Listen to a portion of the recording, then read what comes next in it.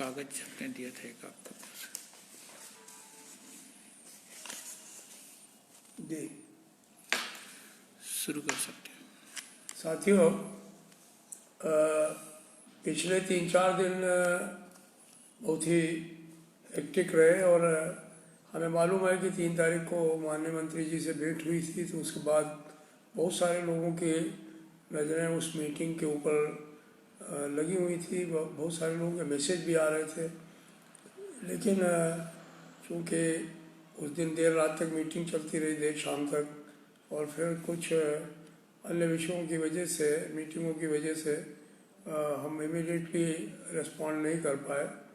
और मैंने सोचा कि अब उस पर बात करने के बजाय मैं अगर सीधे आपसे रूबरू हूँ तो अच्छा रहेगा। तो आज हम तमाम विषयों पर जो विभिन्न स्तरों पर रेल बोर्ड के साथ में, रेल मंत्रालय के साथ में, मंत्री जी के साथ में, चेयरमैन कम CEO के साथ में, DGHR के साथ में हो रही हैं, उन पर हम लोग एक साथ चर्चा करेंगे संक्षेप में। एक सबसे बड़ा सवाल जो हमारे तमाम रनिंग के, ऑपरेटिंग के, मेंटेनेंस के साथियों को उद्वेलित कर रहा था, वो सवाल था रात्रि ड्यूटी भत्ते का, नाइट ड्यूटी अलाउंस का। तो हम को वैसे तो पूरे जो आदेश हैं DOPT के और फाइनेंस मिनिस्ट्री के, हम उसके खिलाफ हैं, उससे सहमत नहीं हैं। और मैंने स्टाफ साइड GCM की ओर से मैंने DOPT को और अपने एक्सपेंडिचर सेक्रेटरी को पत्र भी लिखा है और उनसे कहा है कि इस विषय पर इमीडिएटली स्टैंडिंग कमेटी में हमसे चर्चा करके 43,600 से ऊपर काम करने वाले लोगों के लिए जो आपने रात्रि ड्यूटी भत्ता बंद करने की बात की है, उसको रेलवे के लिए लागू नहीं किया जा सकता, क्योंकि हमारे यहाँ लाखों लोग जो हैं, लोको पायलट्स हैं, गार्ड्स हैं, ASMs हैं, उनका रात्रि ड्यूटी भत्ता, और रात्रि में काम करेंगे उनको भत्ता नहीं मिलेगा, तो ये तो बिल्कुल ठीक नहीं है, क्योंकि ये चैरिटी नहीं है। ये निश्चित तौर पर रजिस्ट्रेस गणेश गडकर कमीशन की सिफारिश है और इसको मानने के लिए भारत सरकार बाध्य है।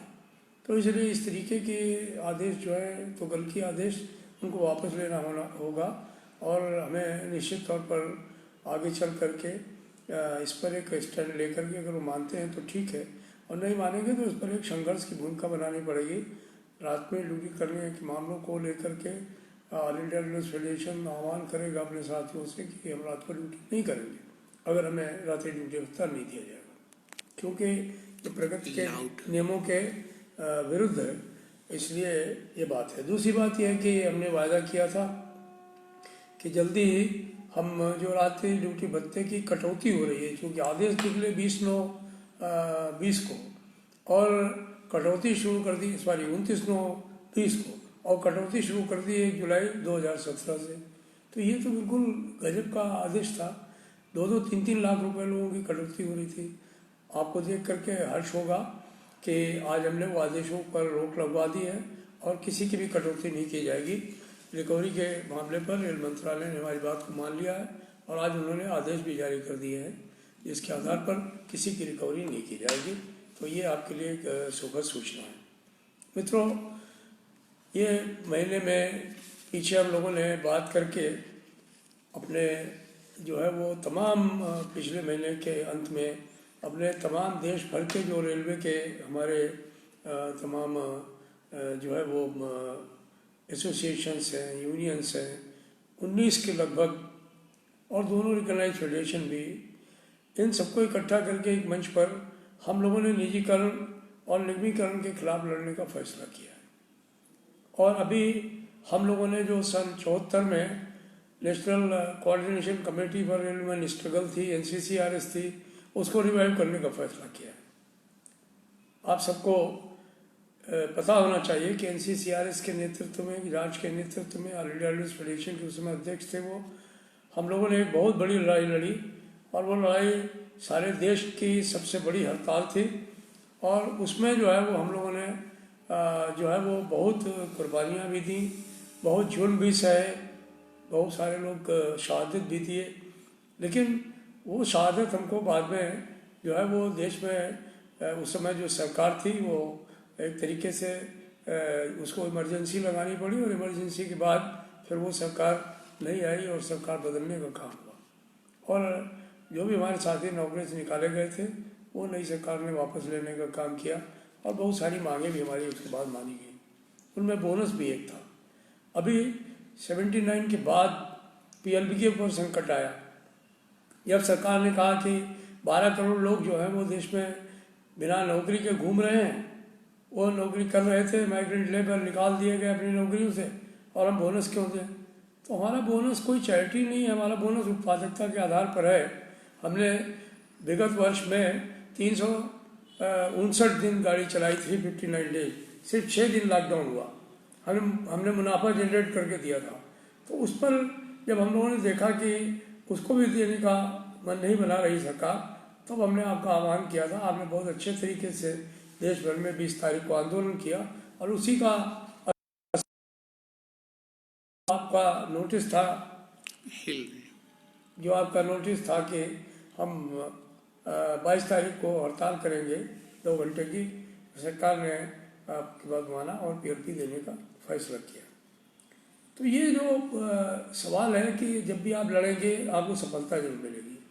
हमने जो नेशनल कोऑर्डिनेशन कमेटी जो रेलवे स्ट्रगल की बनाई है, हम इसको हर स्टेशन में, हर गांव में ले जाने का काम करेंगे, एक जन आंदोलन के शक्ल देने का काम करेंगे, और रेलों को निजीकरण और निगमीकरण से बचाने का पूरा प्रयास करेंगे। उसमें उपभोक्ता भी शामिल होंगे, किसान भी शामिल होंगे, स्टूडेंट्स भी शामिल होंगे, और देश के तमाम लोगों को हम लोग इसमें शामिल करने का काम करेंगे। मित्रों, नई पेंशन स्कीम हमारे जो 1 जनवरी 2004 के बाद भर्ती लोग हैं उनके लिए बड़ी भारी विभीषिका है, और हम ये लड़ाई 1 जनवरी 2004 के पहले से ही लड़ रहे हैं। सैकड़ों चिट्ठियां लिखी गई हैं, तमाम स्तरों पर विरोध हुआ है, पार्लियामेंट के ऊपर हम लोगों ने प्रदर्शन किए हैं, धरना दिए गए हैं, देश भर में इस पर आंदोलन हुए हैं, विभिन्न लोग आंदोलन कर रहे हैं। अभी हम लोगों ने फैसला किया है कि हम तमाम जो एनपीएस की वजह से अफेक्टेड राज्य कर्मचारी जो है वो केंद्र सरकार के कर्मचारी, शिक्षक, और भी तमाम बैंक बीमा के लोग, जो भी इस अफेक्टेड डिपार्टमेंट्स हैं, उन सबको एक मंच पर इकट्ठा करके और संसद पर प्रदर्शन करेंगे, और सरकार मान जाएगी तो ठीक है, अगर नहीं मानेगी तो फिर एक ज़बरदस्त भारत बंद का आह्वान किया जाएगा। और मुझे पूरी आशा है कि नई पेंशन स्कीम के खिलाफ जब भारत बंद का फैसला होगा तो वास्तव में भारत बंद होगा। वो ऐसा नहीं होगा कि वो हमारा कोई राजनीतिक उद्देश्य नहीं है। हम ये चाहते हैं कि इस देश के अंदर सरकारी कर्मचारी जब काम करे तो उसको रिटायरमेंट के समय जो तनख्वाह मिलती है उसका आधा पैसा पेंशन के रूप में मिले। ये हमारी मांग है, और ये मांग अगर सरकार मान लेती है तो बहुत अच्छी बात है, हम उनको साधुवाद देंगे, और नहीं मानेंगे तो हम लोग संघर्ष करेंगे। बात साफ हो जानी चाहिए। मित्रों, आपको मालूम है कि एक तरफ जब कोरोना में हमारे लोग रात दिन काम कर रहे थे, इस कोरोना काल में 10,500 गाड़ियाँ प्रतिदिन चलाना, और फिर 200 से ज़्यादा लोगों को कोरोना की लपेट में आकर के उनकी जान चली गई, और उसके बावजूद जो है वो हमारे लोगों का डीए फ्रीज हो जाए, डीआर फ्रीज हो जाए, महंगाई भत्ता नहीं दिया जाए, महंगाई बढ़ती जाए, लेकिन वो नहीं हो। तो ये एक ऐसा सवाल है जिस पर कि हम सोचते हैं कि भारत सरकार को बात करनी चाहिए। हमने कैबिनेट सेक्रेटरी से, डीओपीटी सेक्रेटरी से, फाइनेंस सेक्रेटरी से, सबसे बात करके देख ली है, रेल मंत्री से बात करके देख ली है। हर आदमी आश्वासन देता है, लेकिन कुछ भी अभी इस पर फैसला नहीं आया है। तो हमें निश्चित तौर पर इस लड़ाई को लड़ने के लिए तैयार रहना चाहिए। अभी हमने रेल बोर्ड पर करियर प्रोग्रेशन के लिए कुछ सवाल उठाए हैं। करियर स्ट्रक्चरिंग हर किसी की हुई, लेकिन जो 1800 के ग्रेड में काम करते हैं उनकी नहीं।